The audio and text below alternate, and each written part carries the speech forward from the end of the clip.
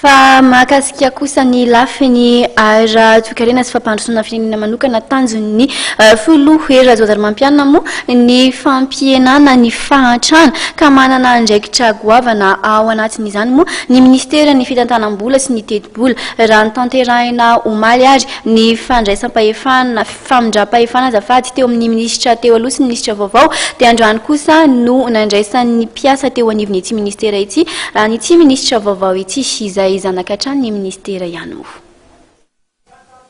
Valvolana no nitantanan'ny ministra teo aloha Lantoniana Rasoloelson ny ministera ny fitantanam-bola sy ny teti-bola. Nambaran'ny sekretera general ny ministera fa tanatin'ny fotoana sarotro izay namaranana ny tetezamita sy ny karakarana fifidianana izany. Ny ministra teo aloha Lantoniana Rasoloelson no voalaza fa namaklay tamin'ny fifampirarahana amin'ny fiverenan'ny famatsiam-bola iraisam-pirenena. Ny ministra vaovao Jean Razafindravonina kosa dia nanambara fa anohy sy anatsara ny asa ary ny tanjona dia ny anatratrarana ny tanjona napetraky ny filoha dia ny fampianana ny fahantrana amin'ny alalan'ny antsoina hoe développement inclusif et durable.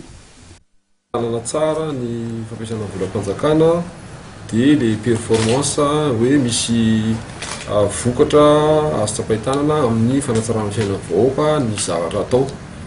Dia zay moa zay zavatra anapizao hoe zay gouvernance financière sy performance zay mamaly le filamatra zay napetraky ny filoham-pirenena amin'le ady afantana amin'ny alalan'ny fanatratrarana ny développement inclusif sy durable zany.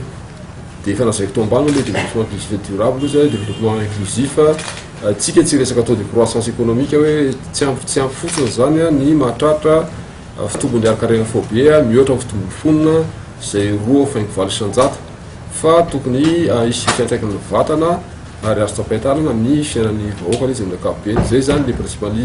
Dia ao anatin'izay ohatra ny fametrahana politika économique amin'ny ankapobeny dia misy ny fanomanana pialoha fandraisan-jara ny zay rehetra tsy maintsy tokony handray anjara amin'izy raha resaka tary ambany ao anatiny ao ny olona sahirana, ao ny setra tsy miankina, ao ny faritra sy zay rehetra tokony handray anjara.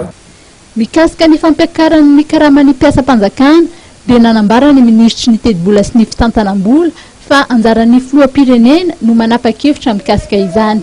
Zao anatin'ny fotoana sarotra amin'ny hiezaka sady relancer teny gasy moa zany relancer no redresser ny toekarena malagasy ataoko angamba mbola tsy tokony hiazakazaka amin'izay tsika fa araka n'le lazaiko tary aloha mamaiky aloha zany dia ahoana ny fomba atao fanazaingana amin'ny fanatsarana fiainam-ponina amin'ny fahinana ny fahantrana araka ny filama teny filamatra zay natolotry ny androtoa zayna filoham-pirenena.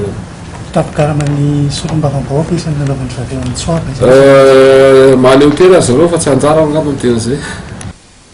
Mikasika ny resaka subvention na ny fanampiana ireo kompania atsolika dia milaza ity farany fa mbola mandeha izany. Isy ny fanatsarana ny fomba iarahana miasa amin'ireo pétrolier raha ny voalazany. Ny resaka amnistie fiscale kosa indray dia mbola hodiniana.